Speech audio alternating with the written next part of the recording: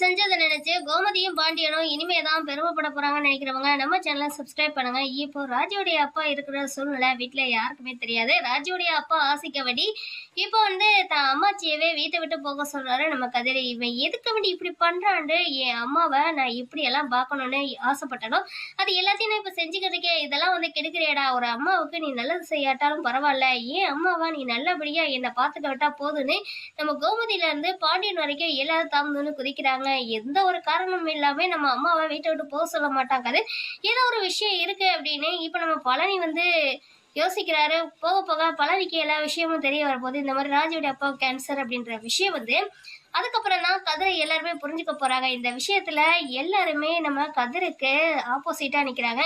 கதிர் நம்ம அம்மாச்சியை வீட்டை விட்டு போக சொல்றான்னு ஒரு பக்கம் நம்ம ராஜில இருந்து நம்ம மீனா வரைக்கும் எல்லாரும் ஷாக்கிங்கா இருக்காங்க. உண்மை தெரிய வரும்போது எல்லாருமே நம்ம கதிரை பாராட்ட போறோம்னு நினைக்கிறோம். லைக்